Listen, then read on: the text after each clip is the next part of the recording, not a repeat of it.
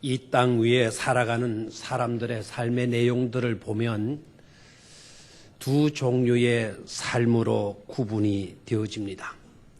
하나는 병든 소망으로 살아가는 그런 삶이 있고, 또 하나의 삶은 건전한 소망을 가슴에 품고 살아가는 삶입니다. 병든 소망으로 사는 삶의 특징은 오늘을 부정하는 데 있습니다. 오늘은 영 아닌 것이라는 것입니다. 그래서 늘 원망이며 늘 불만이고 항상 불평이 많습니다. 그러면서도 소망을 가슴에 품고 있어요.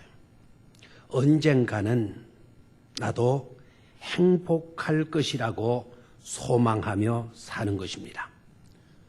그래서 희망을 잃지 않고 있다는 것은 다행일 것입니다.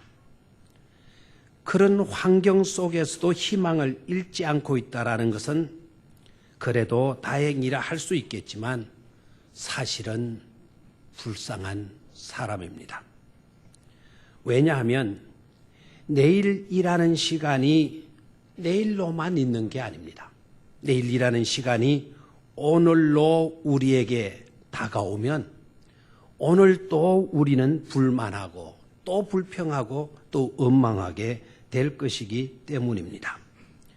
그러나 건전한 소망을 가지고 사는 사람의 삶의 특징은 비록 오늘은 어렵고 비록 오늘은 힘든 그런 상황이라 해도 그 가운데 서며 있는 행복의 요소를 부지런히 찾습니다. 그리고 오늘이라는 시간을 살면서 그 가운데서 발견했던 행복의 요소들을 가지고 감사하며 기뻐하며 사는 것입니다. 그리고 그 가운데서 더 나은 내일을 소망합니다. 즉, 더 나은 내일을 소망하되 오늘을 부정하지 않고 오늘을 긍정하며 사는 것, 바로 그것이 건전한 소망을 가지고 사는 삶이 되는 것입니다. 자, 그러면 오늘 우리들은 어떠한 삶을 살고 있습니까? 병든 소망으로 살아가는 불쌍한 인생이고 있지는 않습니까? 아니면 건전한 소망을 가슴에 품고 살아가고 있는 행복한 사람이고 있습니까? 인생을 살되 병든 소망으로 사는 불쌍한 그런 인생이 되어서는 안 될 것입니다. 여러분들은 인생을 살되 반드시 건전한 소망을 가슴에 품고 사는 그런 행복한 인생이 되어야 하겠습니다. 더 나아가 사랑하는 성도 여러분, 내일의 복만을 소망하기 전 오늘, 지금, 여기에서의 여러분들이 살고 있는 삶의 현장, 바로 그것이 어떤 곳이든 간에 어떤 형편에 여러분이 처해 있든지 간에 바로 여러분들이 살고 있는 그곳에서 그 속에 서며 있는 그 행복을 놓치지 말고 지금 부지런히 찾아서 그리고 그 행복을 누리시는 여러분들이 되시기를 바랍니다. 그러기 위하여 오늘은 세 가지 대지로 말씀을 드리겠습니다. 첫 번째, 고센에서도입니다. 한번 큰 소리로 따라 하시기를 바랍니다. 고센에서도. 고센 땅에 살고 있는 지금 히브리 민족의 소망이 있다고 한다면 그들의 소망은 오직 가나안 복지이었을 것입니다. 가나안 복지는 무엇보다도 하나님께서 그들에게 약속해 주신 땅이니만큼 마땅히 그곳을 소망하며 살아야 하는 것입니다. 그러나 오늘의 그들의 형편과 처지가 그러하다 보니까 가나안 복지는 그들의 절실한 소망의 땅이 될 수밖에 없었습니다. 여러분, 고센이 어떤 곳입니까? 예전에는 그럴 수 없이 살기 좋은 곳이었습니다. 풍족한 물이 있었습니다. 풍족한 풀이 자라고 있는 땅이었습니다.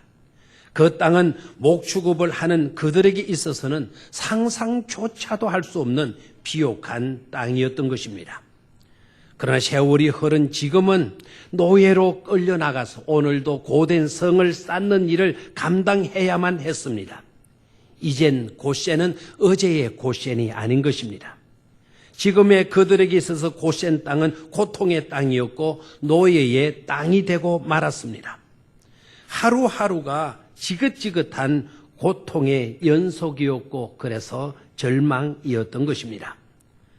그렇다면 과연 고센에서는 소망할 것 하나 없는 그런 곳이었기에 불만하며 불평하며 절망하며 살아서 그렇게 살아 마땅한 것일까요? 고센에서는 절대로 행복할 수 없는 것일까요?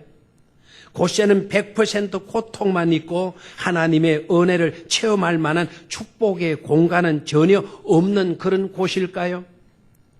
고센과 같은 고통의 현장에서는 절대로 가나안 복지를 맛볼 수 없는 그와 같은 것인가요? 고센은 하나님의 은혜에서 완전히 제외되어져 버린 그런 버림받은 땅이었을까요? 그 질문에 대한 대답은 절대로 그렇지 않다는 사실입니다. 고통의 땅, 괴로움의 땅, 고센이라고 하는 땅에서도 얼마든지 하나님의 임재, 하나님의 능력, 하나님의 사랑, 하나님의 은총을 체험할 수가 있었습니다. 고센에서도 완벽한 하나님의 보호를 받을 수 있었습니다. 몇 가지 실제적인 예들을 들어볼까요? 아마 여러분들이 아멘도 안 하고 가만히 있는 거 보니까 동의할 수 없는 것 같아서 아무래도 예를 몇 가지 드리는 것이 좋을 것 같네요. 여러분, 10가지 재앙이 애굽 땅에 내렸어요. 온 애굽 땅에 우박이 뒤엎었을 때, 또한 캄캄한 흑암에 온 애굽 땅이 빠지게 되어졌을 때, 뿐만 아니라 10번째 재앙, 장자의 죽음이라고 하는 무서운 재앙이 애굽 땅에 덮쳤을 때, 바로 그때에 바로의 아들로부터 비롯해서 온 애굽 사람들이 자다가 말고 일어나 죽은 자식을 가슴에 안고 땅을 치며 통곡해야 했을 때에 하나님을 끝까지 대항한 그 대가가 이렇게 비참한 것으로 나타나고 말았을 때에 그런데 그 우박이, 그 흑암이, 그 장자의 죽음의 재앙이 고센에 살고 있는 이스라엘 백성들에게는 하나도 임하지 않았다는 사실입니다. 그 누구도 우박으로 인하여 조그만 피해라도 입었거나 흑암으로 인하여서 낙상을 당한 자가 없었습니다. 죽음의 재앙으로 말미암아 한 사람도 그 재앙 때문에 죽음을 당한 가정도 없었습니다. 그러니까 애굽에서도 하나님의 임재, 하나님의 보호, 하나님의 사랑, 하나님의 은총을 체험할 수 있는 약속된 땅, 약속된 지역이 있었다는 사실을 깨달을 수가 있습니다. 이스라엘 백성들은 아직 구원의 땅인 가나안 복지에 들어간 것은 아니었지만 애굽 한복판에서, 즉 고센 땅에서 하나님의 구원과 하나님의 놀라운 은총과 능력을 체험할 수 있었던 것입니다. 고센에서도 이미 약속된 가나안 복지가 있었다는 사실을 우리는 깨달아야 할 것입니다. 깨닫고 보면 고센에서도 바로 가나안의 천국을 이룰 수 있었으니 이것 또한 은혜인 줄 믿습니다. 이 은혜를 절대로 놓쳐서는 안 되는 것입니다. 두 번째, 이 세상에서도입니다. 큰 소리로 따라 하시기를 바랍니다. 따라하건 따라하지 않건 죽는 거는 똑같아요. 다 사람은 죽어요. 그러나 이왕 죽을 바에는 따라하라 하면 따라하는 게 그게 보기도 좋고 은혜가 될 줄로 믿습니다. 두 번째, 이 세상에서도, 좀 더 큰 소리로, 이 세상에서도 우리에게도 고센이 있습니다. 우리에게도 가난이 있습니다. 우리에게 있어서 고센은 우리가 지금 몸부쳐 살고 있는 이 세상입니다. 그리고 우리에게 있어서 가난 복지는 장차 우리가 들어갈 하나님의 나라입니다. 우리는 이 세상에 살면서 낭패와 고통을 수없이 겪게 됩니다. 고센과 같은 세상에서 온갖 욕심의 노예가 되어서 날마다 흐우적거리며 허덕이며 힘들게 살아가는 것이 지금 우리들의 실존이며 우리들의 모습인지도 모릅니다. 반면에 하나님의 나라는 눈물도 없습니다. 고통도 없습니다. 죽음도 없습니다. 갈등과 다툼도 없습니다. 하나님의 나라는 안식과 평안의 나라인 것입니다. 그러기에 꿈에서도 저와 여러분들은 오직 그 나라를 소망하며 그 나라를 염원에 두고 살아야 할 것입니다. 그 나라가 믿는 우리에게 이미 약속되어졌다라는 것은 우리들에게 주어진 크나큰 축복이 아닐 수가 없고 은총이 아닐 수가 없고 영광 또한 아닐 수가 없는 줄 믿습니다. 그렇다면 흔히들 생각하는 것처럼 고센과 같은 세상에서는 아무렇게나 살다가 천국에 들어가면 되는 것인가 하는 것입니다. 이 세상에서야 어떻게 살건 간에 죽어 천당 가면 되는 것 아니겠어? 라고 생각해도 좋은 것인가 하는 것입니다. 여기에 대한 해답도 그렇지 않다라는 답입니다. 첫 번째, 대지에서 말씀드렸다시피 고센에서도 얼마든지 우리는 하나님의 축복, 하나님의 임재, 하나님의 사랑, 하나님의 능력, 하나님의 완벽한 보호를 받을 수 있는 가난 복지를 체험할 수 있었던 것처럼 우리가 아직은 천국에 들어가지는 않았지만 이 세상에 아직도 호흡하고 살고 있지만 오늘 여기에서도 맛보고 체험하는 오늘의 천국이 있어야 한다는 것입니다. 죽은 후에만 갈 천국만 소망하지 말고 오늘의 천국을 놓치고 있다고 한다면 그건 너무나 예측한 일이 아닐 수 없기에 죽은 후에 들어갈 천국만 소망하지 말고 오늘 이 현실 속에서 그 천국을 체험하고 맛보는 저와 여러분들이 되어야 할 것입니다. 여러분 혹시 죽은 후에 갈 천국만 있으면 되었지 이 세상의 천국이 왜 필요하냐고 의문이 생기고 있습니까? 그렇다면 분명히 알아야 할 것이 있습니다. 천국에 가기 전 이 세상의 천국이 먼저 우리들에게 이루어져야 한다는 사실입니다. 주님의 첫 번째 메시지의 핵심 내용이 무엇인 줄 아시죠? 우리 주님의 첫 번째 이 땅에 오셔서 하신 설교는 회개하라 천국이 가까이 왔느니라 였습니다. 하나님의 나라가 그렇다면 어디에 가까이 왔다는 것입니까? 우리가 살고 있는 바로 이 땅, 이 세상인 것입니다. 그러니까 저와 여러분들은 이 땅에서도 하나님의 나라를 체험할 수 있게 되어지는 것입니다. 그리고 다시 이스라엘 백성들을 생각해 보십시다. 만약 이스라엘 백성들에게 10번째 재앙이 임하던 날 밤 그들의 아들들이 다 죽고 말았다고 한다면 그 죽은 아들들에게 있어서 가나안 땅이 무슨 소용이 있겠습니까? 애굽에서 하나님의 은혜로 살아남아야 가나안에 가든지 말든지 할 것 아니겠습니까? 애굽에서 죽으면 가나안 땅은 아무 소용이 없는 것입니다. 죽고 말하는데 어떻게 출애굽하여 나와서 가나안 복지에 들어갈 수 있단 말입니까? 다시 말하면 그 무서운 밤에 애굽에서 구원의 은총을 받은 사람들만이 가나안에 들어갈 수 있는 것 아니겠습니까? 오늘 죽으면 내일은 없습니다. 이 땅에서 저와 여러분들이 구원을 받지 못하면, 하나님의 은혜를 체험하지 못하면 내일의 천국을 우리는 기대할 수 없습니다. 이 땅에서 구원받은 사람들만이 천국에 들어갈 수 있는 것 아닙니까?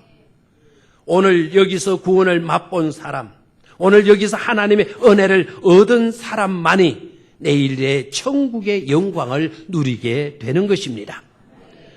오늘의 하나님의 은총은 무시해버린 채 내일의 천국만 소망해서는 안 되는 것입니다. 사랑하는 성도 여러분, 오늘 우리들 가운데는 한 사람도 예외 없이 하나님 나라를 소망하며 하나님의 나라에 들어가길 기원합니다. 그리고 아직 이 세상에 살아있는 동안에 이 땅에서도 여러분들이 살고 있는 바로 그 현장에서도 그 현장의 형편이 어떠하든지 간에 참으로 힘들고 고달프다고 해도 바로 그곳에서 살아계신 하나님을 체험하고 천국을 이미 맛보는 자들이 되기를 축원합니다. 그런 성도가 복된 성도 아니겠습니까? 세 번째로, 그렇다면 어떻게입니다. 한번 따라하십시오. 어떻게? 큰 소리로 어떻게? 자, 그렇다면 어떻게 이 세상에서 하나님의 나라를 이미 체험할 수 있을까 하는 것입니다.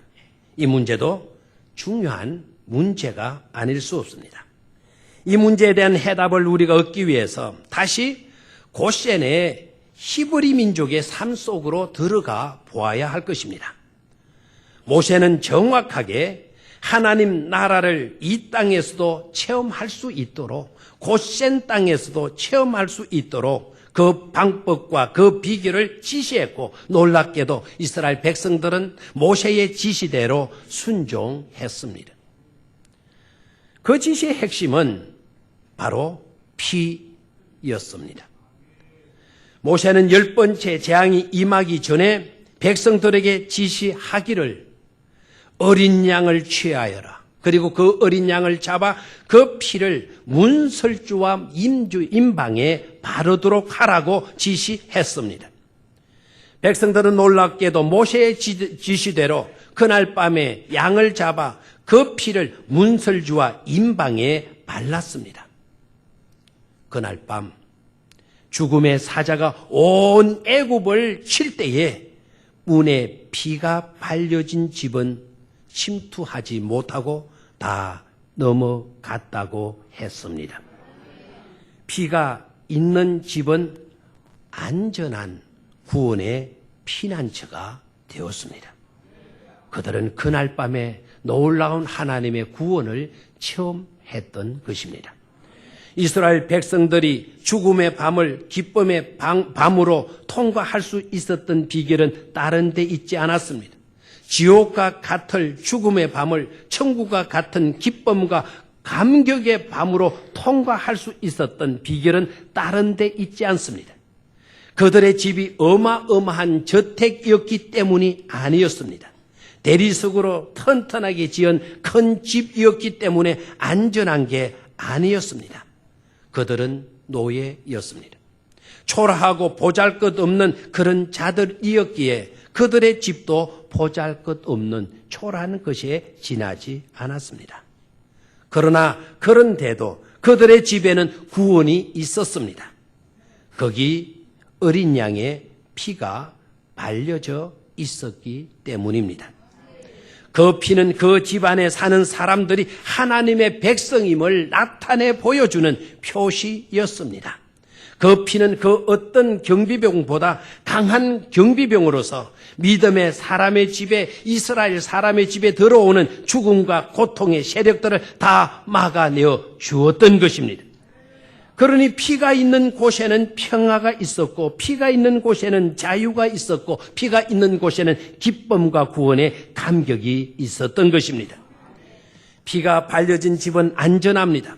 문제 많은 이 세상에서도 천국이 될 수 있는 것은 바로 그 보혈의 피가 온갖 문제들을 막아주고 심지어 죽음의 재앙까지도 막아주기 때문인 줄 믿습니다. 이것이 오늘 우리가 배우는 영적 교훈이요 또한 슬로건인 것입니다. 피가 발려진 집은 안전하다. 문제 많은 이 세상에서도 천국이 될 수 있다. 이것이 믿는 자들의 하나의 슬로건이 되어지는 줄 믿습니다. 그렇다면 우리가 발라야 할 피는 어떤 피일까요? 지난 구약 시대들처럼 양을 잡아서 그 피를 가지고 문설주의 임방에 바르기만 하면 되는 것일까요? 이제는 그렇지 않습니다. 이제는 그럴 수고를 할 필요도 없습니다.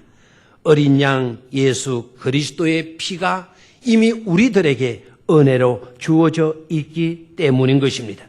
우리가 발라야 할 피는 바로 어린 양 예수 그리스도의 보혈의 피인 것입니다. 그 예수 그리스도를 믿는 믿음이 놀라웠게 피로 역사하여서 온갖 재앙으로부터 우리를 보호해 주시는 줄로 믿습니다. 또한 두 번째로 어떻게 된 대답은 피는 잘 보이는 곳에 발라라 하는 것이었습니다. 잘 보이는 곳에 피를 발라야 된다 하는 것입니다. 모세는 이스라엘 백성들에게 명령하기를 그 피로 문설주와 임방에 발라라라고 이야기를 했습니다. 문설주와 임방은 다시 말하면 출입물입니다. 출입물은 눈에 가장 잘 띄는 곳입니다. 그 피를 가지고 안방에 그 피를 가지고 어느 구석진 곳에 발라 놓아라 이렇게 명한 것이 아니었습니다. 출입문에 눈에 잘 띄는 곳에 누구도 볼 수 있는 곳에 피를 발라라고 한 것입니다. 그 말은 무엇을 의미할까요? 우리들이 살아가면서 나의 삶 가운데서도 가장 잘 보이는 곳에 예수 그리스도의 피를 발라야 된다는 것입니다. 인생의 전면에 예수님을 모셔야 한다는 것일 것입니다. 가장 중요한 곳, 가장 잘 보이는 곳에 예수님 표시를 해야 한다는 말씀입니다. 숨어서 몰래 믿는 태도를 버려야 합니다. 숨어서 믿다가 그 피를 미처 마귀가 보지 못하고 침투해 들어가서 삼켜버리면 안 되니까 말입니다. 누가 보아도 우리가 예수의 사람이라는 것을 금방 알 수 있도록 해야 합니다. 예수 그리스도의 사람이라는 것을 자랑해야 합니다. 당당히 증거해야 할 것입니다. 예수 그리스도가 여러분의 인생에, 여러분의 가정에, 여러분의 집에 문패처럼 예수님의 이름이 붙게 되어지기를 축원합니다. 절대로 예수님을 믿으면서도 믿는 사람인지 믿음의 사람이 아닌지 그렇게 혼돈되어지고 헷갈리는 그런 믿음으로 살아서는 안 되는 것입니다. 그리고 세 번째로 절대로 집 밖으로 나가면 안 된다는 것입니다. 그렇게 되면 너네들은 재앙을 피할 수 없게 되는 것입니다. 22절 말씀을 우리가 다시 한번 소리내어서 큰 소리로 읽도록 하겠습니다. 시작.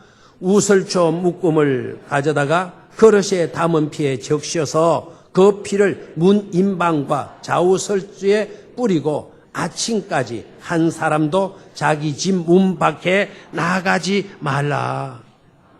한 사람도 자기 집 문 밖에 나가지 말라. 무슨 의미입니까?